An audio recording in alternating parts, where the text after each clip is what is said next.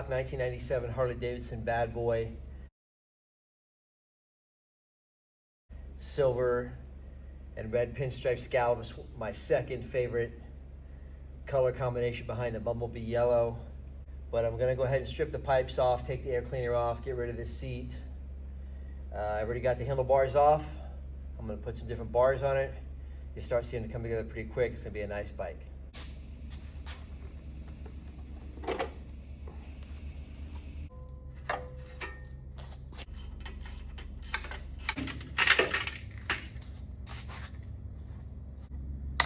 So this hypercharger's got to go. I never really liked them, but it's got to come off anyhow because the whole top end's coming off the bike for high compression pistons, adjustable push rods, big cam, and new gaskets.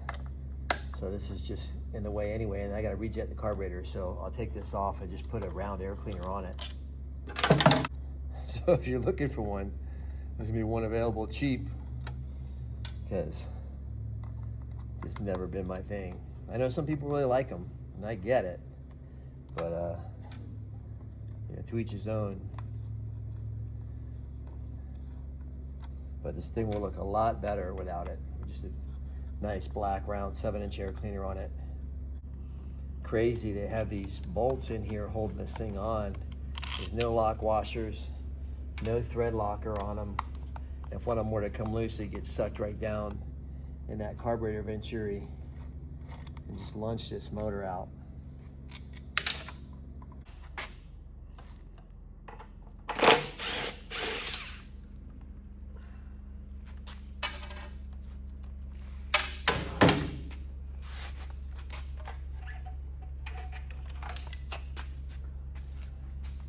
I gotta change the brake calipers, change the brake rotors.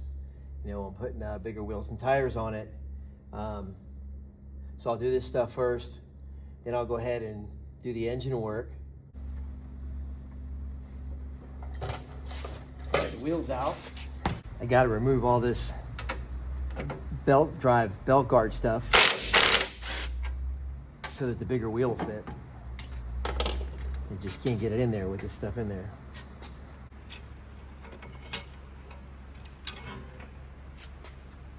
Now there's a bolt back here on the bottom when it's real hard to get out, but I have to loosen the swing arm shock links anyhow. So when I do that, it'll allow me to get up in there easier and get that one out. So instead of fighting it the way it is, I'll wait till I get the shock links loose. This front one's the only easy one on this side that you can just get to with a ratchet and a socket. The rest of them you gotta fight from the bottom. So I'll get this one loose. I think I showed you before, I use a Snap-on and Craftsman make these 3/4 inch stubby wrench. I have a whole stubby wrench set, which is great to have if you're working on Harley Davidsons. But I use a little short stubby wrench to get under here. I put the stubby wrench on the shock bolt, then I swing a big handheld sledge under there to break it loose because they're on real tight.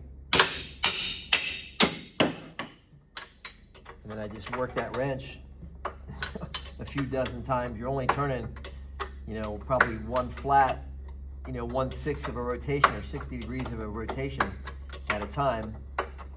But that's what it takes to get these shocks out. This front one on this side is the only easy one if you've got the exhaust pipe off. But none of it's easy, but all of it's worth doing. So what I do is I'll put another jack in front of this jack. It's pretty critical that you place this jack right in the middle of the shock so you can swing the wrench on either side to get those shock bolts out. Then I'll put another jack in front of it, jack the bike up. You want to make sure that the front end's down good, strapped down, or down good in the cycle vise, because you don't want to seesaw on you. But then I can take this out, and as soon as I do it, you see my shock starting to drop. They drop right out of the bike. There's one, there's the other, and now we're ready to lower. And I just come back up with this just to give me some stability under the bike until I'm ready to put them back in. But that's my little method. You know, you can use a wooden block or a couple wooden blocks. You can use a bottle jack from a car, whatever you've got at your house or in your garage. You know, I've got a couple of these flat jacks, you know, we got half a dozen of them laying around the shop, so that's what I use. But anything will work. But you need to be able to move stuff around to get the wrenches access to these shock bolts and get the shocks in and out. All right, I've showed you guys this before, but if you're a newer subscriber to the channel or you haven't seen any of my other Softail videos, how you lower a Softail in the rear is you extend the shock link here. So this is the stock shock link, which I'm going to remove this in my hydraulic press. Then you put an adjustable link in. What you do is you lengthen the link, and as you lengthen the length, the shock gets effectively longer, and it raises the swing arm up in the bike, which lowers the ride height of the bike. So as I extend those shock links, what'll happen is the swing arm will go up, and as it goes up, the axle goes up, which lowers the bike relative to the ground. So that's how the lowering kit works. You basically extend a shock link, and the swing arm's gonna ride up higher in the bike, which is gonna lower the bike ride. I'm machining my axle bearing sleeves. It'll take me from a 3/4 inch axle to a 1 inch wheel bearing. Turning down a piece of 1 inch outside diameter pipe on the south bend lane.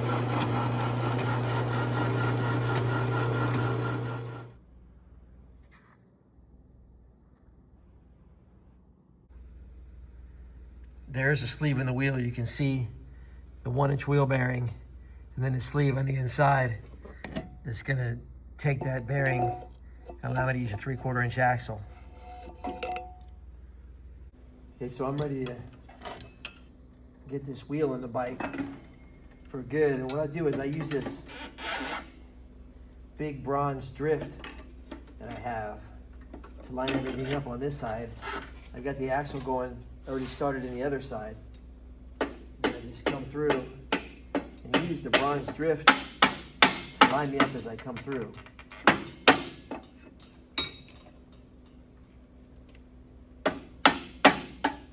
And there you can see my axle appearing in the axle plate. I got my shock absorber compressed in the press here, and I just use my little hook and pull this ring out.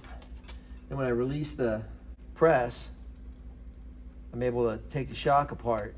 The preload spring pressure inside the shock is going to push the press back up. And I pull the shock out of the canister. Right, here's the stock Harley Davidson shock link. Here's the adjustable shock link for the lowering kit. Now that I've got the lowering kit on the shock, I'll just go ahead and put the unit back in the canister. I'll put the canister back in the press.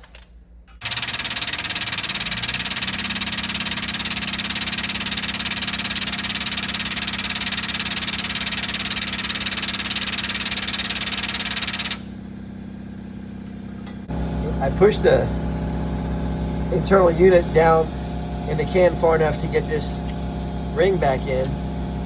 Just work that ring right in there. I don't need any tools or anything to get it back in. It clips right in. And then when I go ahead and release my pressure,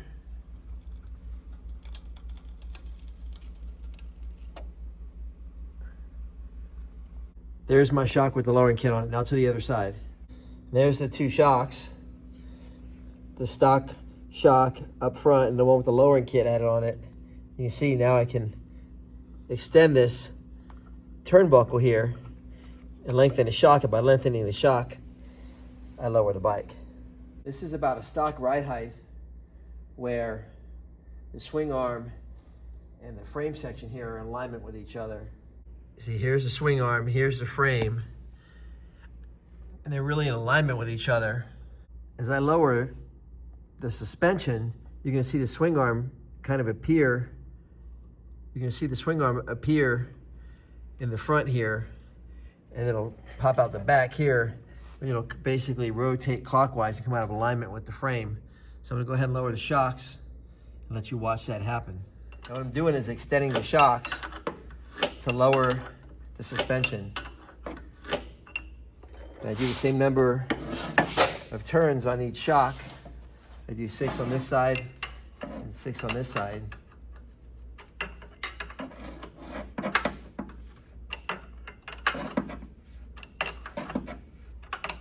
You can start to see the swing arm show in front of the frame here now, like I told you it would. And you can see the lip of the tire is starting to dip down below the fender line. And that's why I like it. I like where just the edge of the sidewall on the tire is disappearing underneath this fender strut here. So I'm gonna go ahead and lower it a little bit more to make that happen. And that's a really good ride height. If you get it too low, there's no suspension and it wants to drag the ground and everything else. So you don't wanna go too low, but you have to realize when you're sitting on it, it's gonna squat the suspension some. I'll go ahead and watch this swing arm appear more in the back here as I lower it.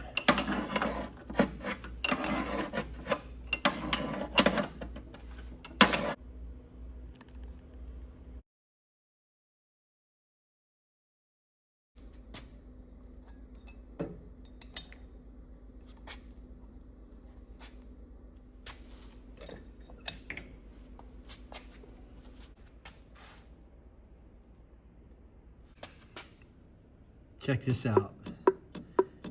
That's the cam float. They have the thrust washer behind the cam, but there's no shim to shim the end play. That end play should be about 4/1000ths of an inch, and this is probably about 100 thousandths, something like that. So they put the thrust washer in, but never shimmed the cam and just thought it would be okay. You know, all that float. Let me show you what it's done. You see it's chipped this edge here. There's the cam gear chest. Cam shimmed. The breather gear and the cam is timed. They got new tappets in it. The roller tappets that were in it were starting to really show a lot of wear. You know, you want to change these in the 30 to 40,000 mile range. You don't want to leave those in the bike. They will go bad and ruin your engine. So I put a good set of heavy duty roller new tappets in it, and I'm ready to button up the cam gear chest, change the pistons, and put the top end back together. Because the cam that was in it wasn't shimmed, it was allowing the cam gear to go back and chew away at that breather cavity. Now I got the cam shimmed out, it can't go in there and do that kind of damage anymore. Here's the stock Harley Davidson piston. Here's the Wiseco piston. The top is what really matters. It's got the pop up to bring the compression up, but it's also got the relieved skirts, and the skirts are coated. It's a beautiful piece.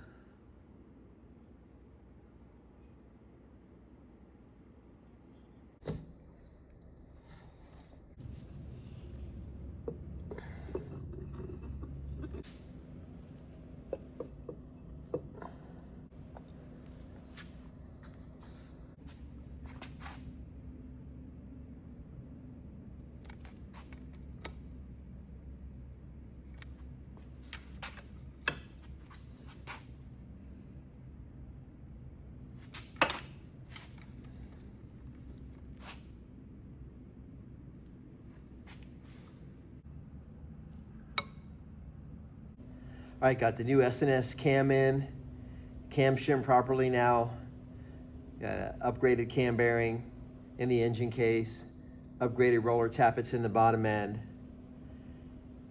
new Wiseco high compression tracker pistons, all new gaskets in the top end. I'm getting ready to put the rocker boxes on.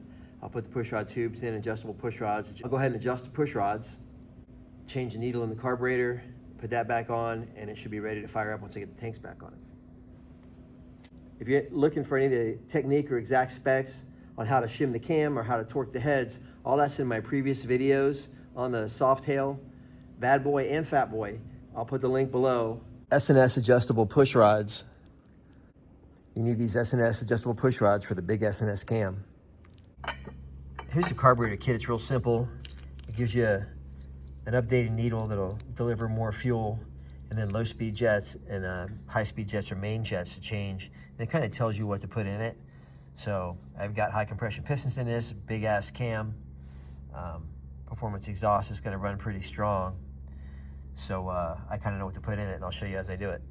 All right, I got the key in apart. Let me walk you through this a little bit. So the bike has a stock needle in it, which is right there. But it does have bigger jet. Somebody put bigger main jet and low speed jet in it. And looking at the way the spark plug was burning, this is a spark plug out of the engine before I did the modifications to it. It did have a cam in it, not as big as the one I put in it. So the way this thing's looking, this thing was a little rich at low RPM and kind of leaning out at high RPM. So I'm gonna leave the jets where they are right now because you gotta start someplace. So I'm just gonna change the needle. Change the needle should enrichen the mixture all the way through the RPM band. And I'm gonna see how the plug burn looks and how it responds after that. Then if I have to, I can go bigger or smaller on the jets. And you know, chances are if I need to go any kind of jet change, it's gonna be bigger. But plugs did look good. But somebody did jet it up. They just didn't change the needle. So I'm gonna go ahead and change the needle and see what happens. So the needle on the bottom is the stock needle, and the needle on the top is the upgraded needle, the performance needles. You can see it tapers down more and gets smaller, and the smaller needle is gonna allow more fuel up through the orifice that the needle sits in. So basically it's a needle and seat setup. The smaller needle is gonna give you a more fuel-rich mixture. Okay, last couple things we gotta do here. I gotta lower the springer with the Burley brand springs. This spring is actually shorter than the stock spring, but the stock spring's compressed to all hell right now, but when you decompress it, it's longer than this one. So this actually lowers the springer. And then got a 23-inch front wheel to go on it with a nice polished stainless steel floating rotor. Make this thing look like $1 million in no time. I busted the rockers off the bottom of the springer. That front leg sprung out. It would have shot right off of there, but I got the shock bolted up. As soon as I loosen that shock, these springs are gonna try and decompress. But you can already see they're starting to become longer, almost as long as the Burley brand springs. But the Burley brand springs are gonna lower this thing and make it sit just right. So there's the front springer leg with the stock springs, and there's the Burley brand spring. Uncompressed, you can see how much shorter it is than the original spring, which lowers the ride height of the bike. And then once you compress it, it gets even shorter and brings the bike up. So this is really the easiest way to lower one of these springers. You can buy the lowered rockers like I have on my bad boy, but these are getting to be pretty hard to find. They're definitely expensive, more expensive than the Burley brand springs, and a lot of work to put them on. So I recommend the springs. It's the easy way to go. Okay, so going back to my very first bad boy video I made, gosh, about 5 years ago now, maybe 6 years ago, I don't even know when it was. I showed you one of the ways I compress the springs on the springer to get the rockers back together, because you'll never get the rockers back together unless you compress these springs somehow. And then the second time I did it, I showed you a different way. Now I'm gonna show you a third way I do it, and this is the original way I ever did it. So check this out. I take a socket, right, a deep socket. This is just a 3/8 drive deep socket. And I just put it on top of the stud here, coming out of the springer. You see the threads are starting to show on top there. I got my deep socket here, but I put just a 3/8/16 nut and a washer on there. And then I take my Ingersoll Rand impact and I'll just tighten this down. And notice how it draws the spring up.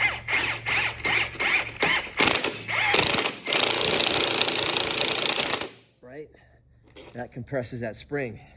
Then what you'll see is it pulls the leg sideways, so I can either take another socket and pull that on the right, or just pull it over. And what I gotta do is line this all up, and boom. Now you've got it without having to go buy a specialty tool. 3/8/16 nut. They call it 3/8 UNC, 3/8/16, a washer, and a Craftsman deep socket.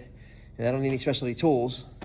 And I've basically got this thing lined up where I can go ahead and put my bolt back in. And then I don't even have to worry about compressing the other side because it's already pulled up. Billy Lane's not just a pretty face. It teaches something. There's a 23-inch front wheel. They just look so good on these bikes with no fender and that Springer. After I compress down with my Craftsman socket, my nut, my washer, I go ahead and put some motorcycle straps on the bike and finish compressing it. And that'll allow me to take this stuff off and then go ahead and put my top spring on, screw those nuts down, and I'm done with lowering this thing.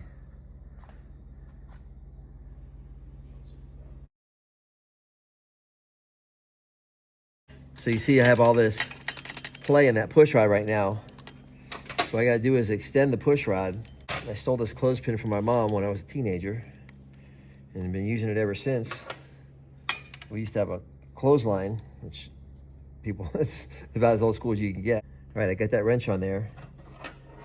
And then I'll just go ahead and loosen here. My hand's gonna block your view for a second, but you'll see when I move my hand away. So I gotta extend this push rod so that it's snug and there's no play in it, but not a lot of tension. And then I'm gonna extend the push rod 4 full turns. And that should give me the right preload on the hydraulic lifters to where you get good performance and the valves aren't really loud. So now I just need to hold the top still and adjust this 4 full turns, basically a hex nut on it. The hex has 6 sides, so I just do 24 flats because you can only turn a little bit at a time with it. So it's basically turning 24 flats, which is 4 full turns. So here goes. 1, 2, 3, 23, 24. The Keen CB had a 45 low-speed jet and a 170 main jet, and I switched it up to a 48 low-speed jet and a 185 main jet. It was definitely a little lean, so this ought to help it, especially with the bigger needle.